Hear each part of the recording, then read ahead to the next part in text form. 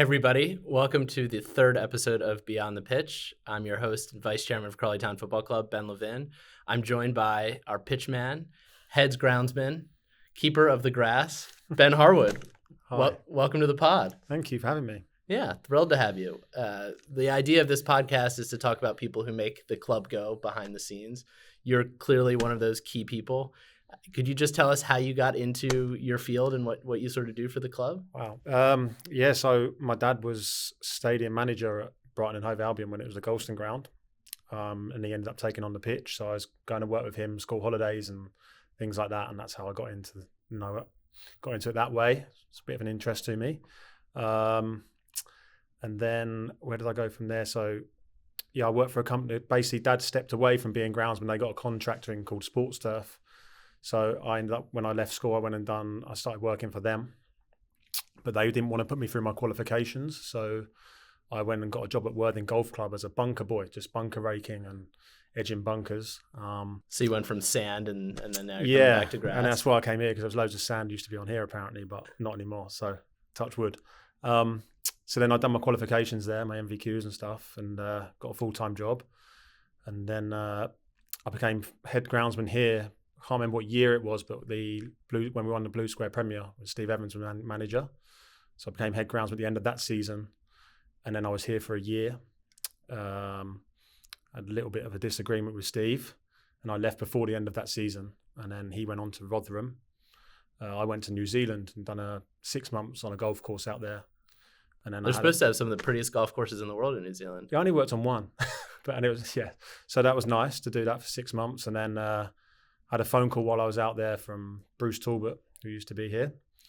They were having lots of issues with the pitch and stuff like that. So he asked me to come back, but I'd already agreed a pre-contract with a contractor on another site down in Shoreham.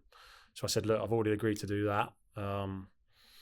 He's got all the kit, so why don't you get him to tender for the contract or get him on board, and then I'll still be involved. So then that kind of worked out. So I was kind of doing the site in Shoreham and here. Tom Martin, who was here as an apprentice at the time, came on board to the contract as well. So it's basically me and him looking after these two sites. And then I ended up, a friend of mine set up a business, and then we ended up being business partners. So then it came into that. So it's now my company that looks after here and a couple of other sites in the area. Tom Martin's now moved on to head groundsman at Doncaster, so he relocated up there. So It's good to see that happen. And I'm still here.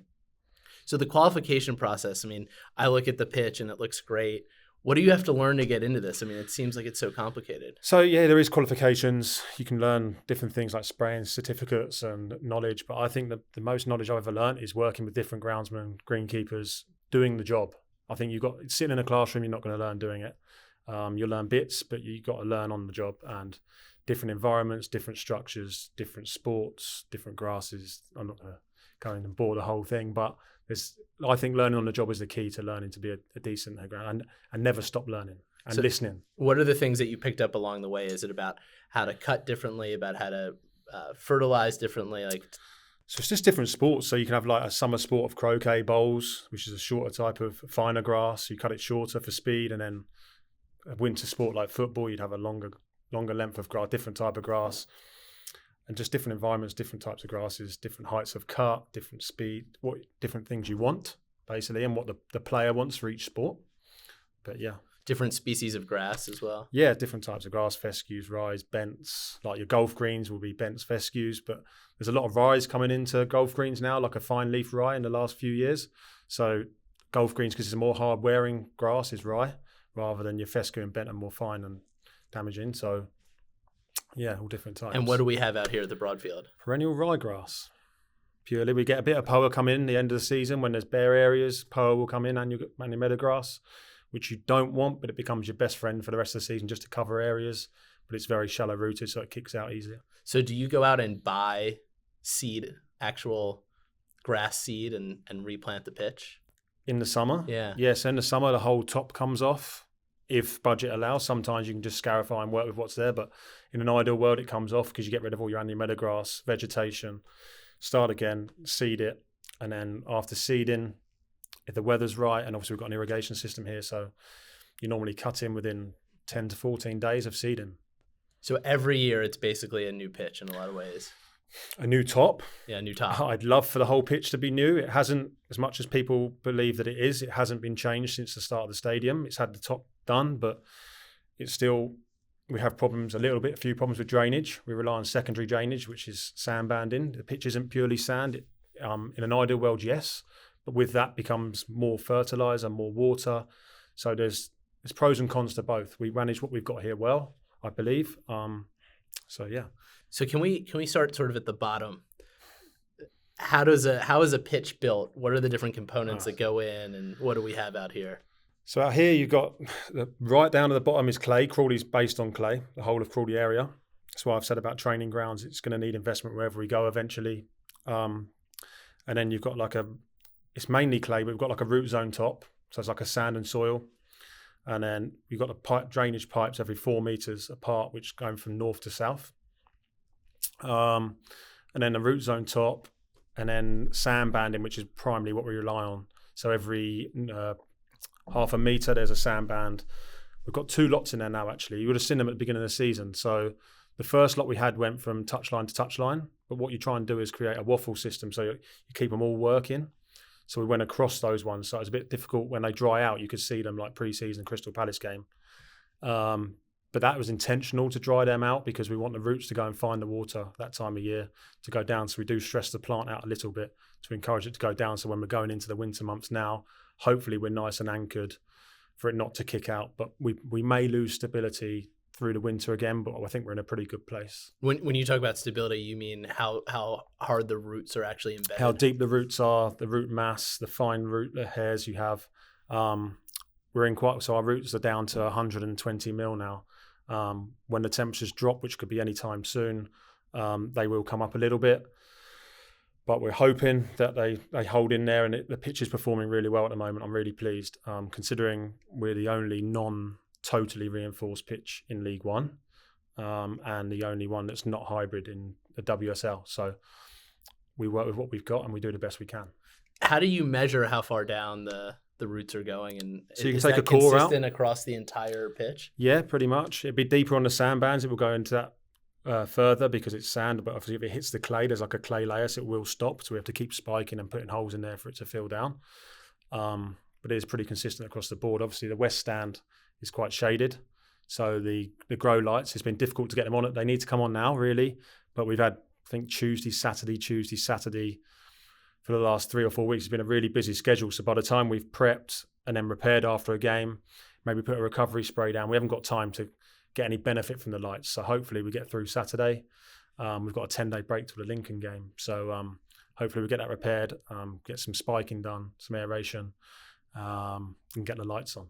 So just to really understand that process, the spiking and the aeration is designed to not only give the roots more room to go down to make it sturdier, but also does it oxygenate? Yeah, so get the air in there, to get air in the plant, and for water, for infiltration as well, so drainage. But you have to be so careful. So when spiking, we're making the ground softer, which then it's more likely to kick out. So we aerate, and when we get ideally a 2-week break, but with Brighton playing here, we don't get as many breaks as what we'd like. So we have to make the most of the ones we get, and try and look at the weather forecast as wrong as it is all the time at the moment, and just try and keep it. I'm quite happy to aerate leading up to a ladies' game if we need to, like 3 or 4 days before, because they're not as robust and won't put as much force into the ground.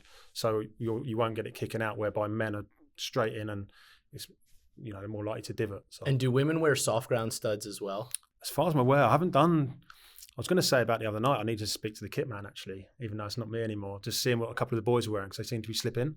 I haven't had a traction test done for a couple of months now.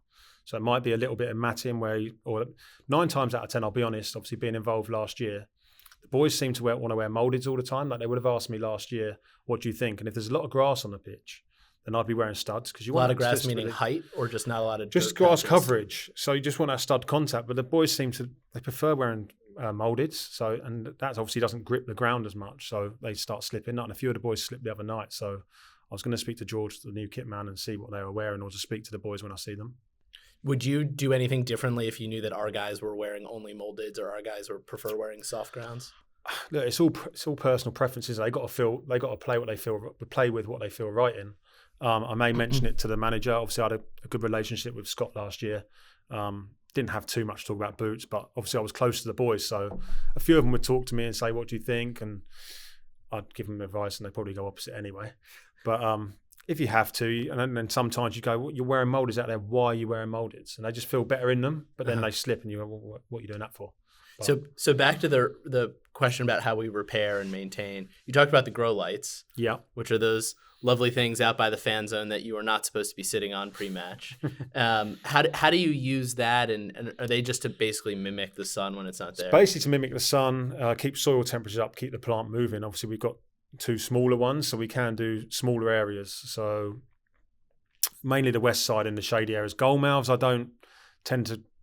do worry about it, but I'm more concerned about the west side of the pitch, how the boys are standing up, are they slipping when they're pinging the ball? Like, stability is what it's key. So it's just keeping the plant recovering, basically. So the pitch looks great, and people tell me all the time, Ben's doing a great job, it looks awesome. Is there more to just it looking nice and vibrant and green that makes you happy and satisfied with how it's performing?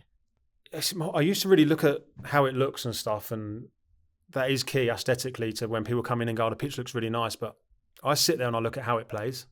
For example, last year and it's not just me that looks after it, like Evan's a key member of our staff. Obviously I'm around keeping an eye on different sites as well, so he is the main guy here, as he was last year. But last year, Scott couldn't believe, so I think we were down at the training ground one week, and he asked me something about the game on the Saturday, and I said, "I didn't watch it." And he said, "Why didn't you watch it?" I said, "I sat in the changing room."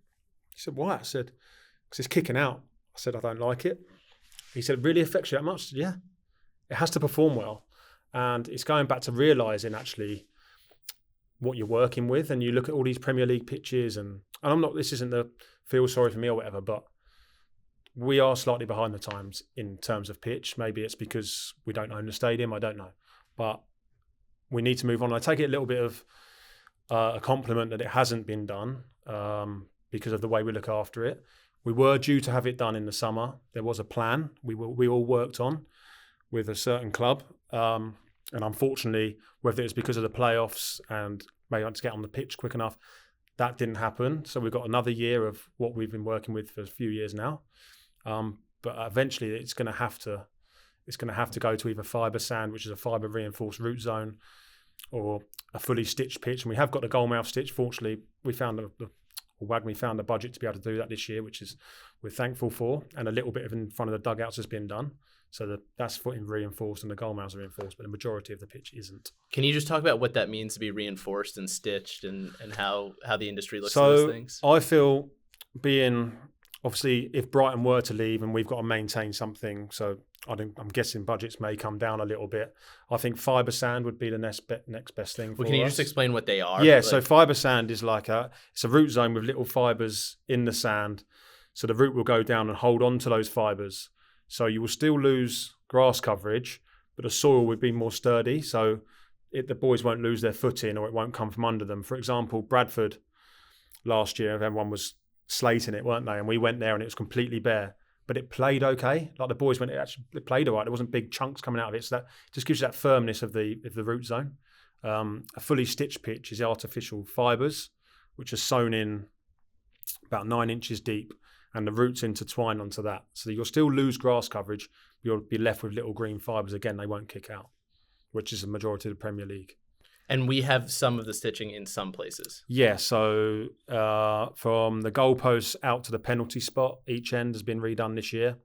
And each end of the dugout out to the first stripe you see has been done, because obviously that's a high wear area where everyone's coming on and off. So hopefully that will hold together a bit more in there. What are some of the big innovations in pitch management or any other techniques that are being used? The one that comes to mind, which just want to reinforce everyone, we are not Real Madrid, but the Bernabeu, they have a pitch that actually goes underground and has its own little housing garage under the actual pitch to be grown overnight with grow lights. That's, Millennium Falcon super future. What else? What are either our peers or championship level clubs doing that is, or Premier League clubs doing that is sort of the next step? So grow lights is key. Whether they obviously Tottenham's pitch goes down for the NFL as well, goes into the car park, but I think that's the only one that does in this country. It's grow lights. It's recovery time. For example, like I was just saying about our schedule, because obviously they're higher stadiums as well, aren't they? So sunlight is key to them. So it's the grow lights, but obviously comes with that electricity, which is a lot of money. And yeah, so it's just, if I could have more grow lights, then great, but I understand where we're at. Now, the orientation of our pitch, is that pretty standard, having the north-south? Yeah, it's pretty standard So across the board. you'll see that across? I'd imagine so, yeah. I haven't researched that much, to be fair. I've researched what types of pitches are across the leagues. So like last year when we were going away, I would know what each pitch was. And this season, I know which each pitch is as well in our league. And when you speak to the groundsmen away and ask how I did a they're doing bit, it? but I was too busy doing the kit. But yeah, I tried to and have a little conversation. I know a few of them through seminars and stuff that I've been to, and just networking a little bit at events. So I do contact them and ask questions, and I think that's the best way to go. So what other things are you an expert in? Is it fertilizer? Is it John Deere tools? What are the other things that make the job go? So I think the key things to a pitch is irrigation and drainage. I know they combat each other, but you need both, and obviously the weather. So I mean, weather patterns now are it's crazy. The amount of rain we're getting on a day-to-day basis, trying to manage a fertilizer program, because we'll have a program with our agronomist that we come in, and he comes in and does testing for us. So we take soil samples every 6 weeks to see what nutrients we need and what we're lacking and things like that. So we put a program together every 6 weeks, but it always gets thrown out after a week because of the weather. So obviously the more rain you have, the more fertilizer is going to leach out the plant. So then you need to do it a bit more, or little and often, and just trying to change. And we're trying to keep an eye on the weather all the time. Like for example, the other night, I like the pitch needs to be around 35% moisture for it to hold together as well. If it's too dry, it will kick out. So the other night, the forecast, I was looking on the radar, I was going, do we water, don't we? We were sitting around 28%.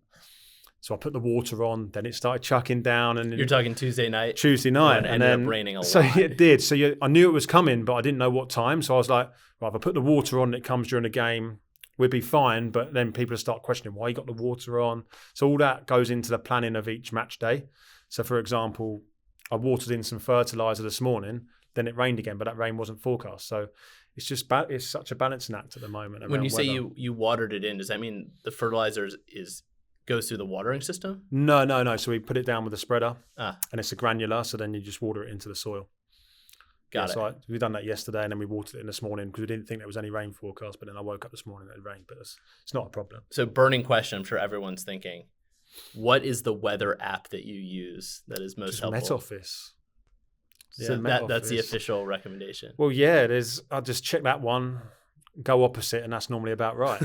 No, it's look, we know weather changes, but the amount of radars and things, surely they could be a little bit more accurate than what they are. But a lot of rain is normally the norm. Right. So Tuesday night against Wimbledon, it was really raining very hard. Yeah. Is there anything you can do, or you're just watching and hoping that it all you don't get puddles or anything? No, because obviously I know where the moisture levels are at before the game, so I know pretty much what the pitch is going to take. We did put some 2 more primary drains in through the whole pitch in the bad areas we had. What the MK game got called off for. So in the plan that we were working on, the whole drainage was going to be added to, but when that changed, we done what we could. So we put 2 running through the bad area. That has slightly moved now, but it's nowhere near as bad as it was. So I think we're in a much better place to not have games postponed. But if we get a deluge, then it's a normal pitch. It's gonna sit. So it's all in the lap of the gods really on whether how much rain we get and when, how close to a kickoff. But I know it's draining a lot better than it was last year. And have you worked with managers over the years who like it slower, faster, wetter at match time? Do you have to tailor to those so preferences? Scott was very hot on a wet slick pitch and a nice short grass. But obviously I don't tend to go as short as other clubs because one, we've got higher usage, and we've got to try and make it last through the whole season. So we do try and manage it and leave a little bit on. Like for example, the other night I said to Rob, it was the first time I met him actually. I hadn't seen him because I was away last week. So I said, look, to be honest, Rob, I've left a little bit on it tonight, so it may be a little bit slower, we've had a lot of games. We're coming into the winter, and we've got Saturday, which I felt I'm not a manager or a player, but I felt that was probably a bit slightly more important. I know every game's important, so I thought, right, it's an ideal opportunity to protect it a little bit. So I left it 3 mil longer, I think, the other night. But I communicated that with the manager. But Scott was very hot on. We did have a couple of arguments earlier on in the season last year, but I think that built our relationship that we ended up having. I mean, it helped that I was kit man as well. But those couple of arguments definitely built our relationship that we ended on. So good. The arc of your time here has seen, I would assume, the climate change, weather change, patterns change. You've talked about it being a little more fussy now. How has that impacted your job and what you're seeing? It's a bit of pressure, because we're a natural pitch, like I said earlier, and you're going to get divots, you're going to get pitches wearing. If you get a really wet game, it's difficult, and it's just realising that you can only control certain things, and the weather's not one of them. So as long as you can sit there and say, I've done everything in my power with myself and my staff to get a game on or to give the best pitch we can, that's all you can do. It's hard to switch off when you go home, and I probably don't. But I just think as long as you've done the best you can, that's all you can do.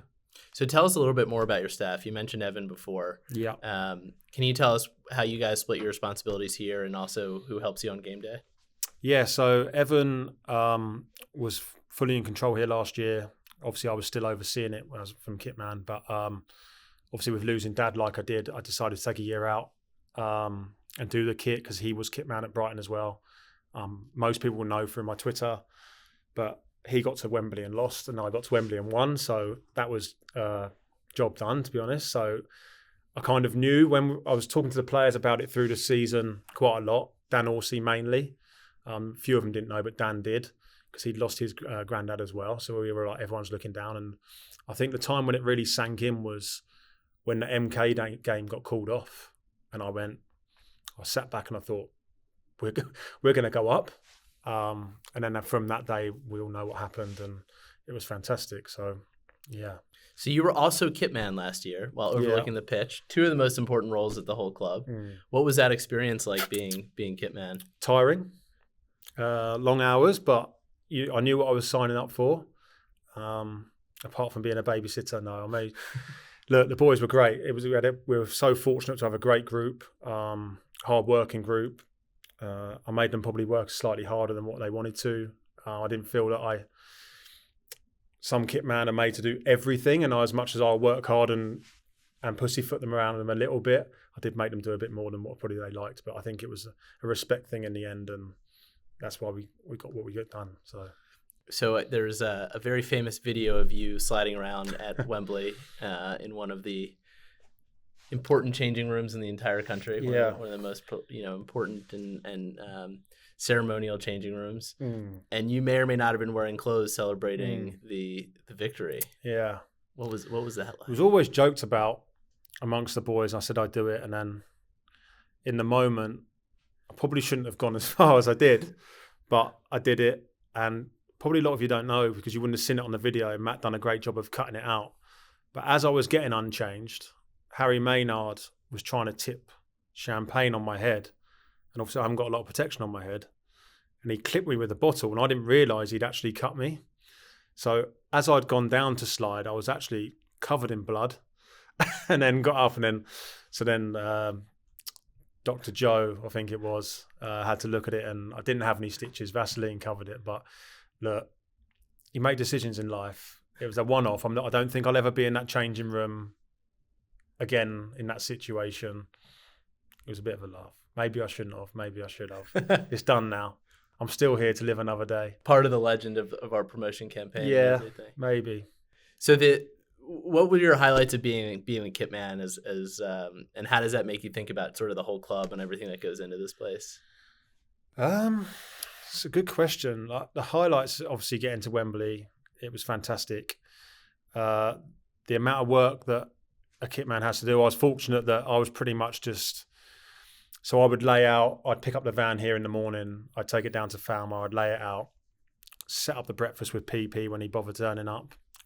And then I'd get the boys if they're having treatment, I'll try and rush them to get their kit off, and I'll be on them, come on, and then I'll be dropping the kit back here for Pete to wash.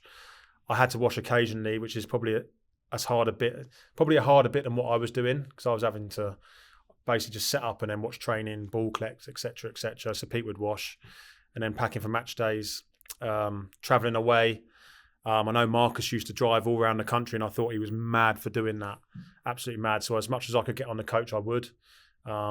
Rob, the coach driver, probably didn't like that because it puts pressure on him on a match day, having to take me down to the stadium in the morning and then get back and get the players. But I done it as early as I could to give him as much time to get back and get the boys, so his schedule was fine. And training away, Scott used to love to train on the way up to places, so that's more kit and boots. But I knew what I was signing up for. Would I do it again? Probably not. I probably know what I love doing more, and I'm back in that now. So, yeah. So you don't just take care of the pitch here, but you are head groundsman at a couple other places as well, So right? It's a company called Complete Turf Care. I set it up 8 years ago, or my friend did, and then I came into it. So we've got Sussex County Croquet Club, which has hosted the World Championships twice in the last 6 years, I think. East Grinstead Football Club, and here.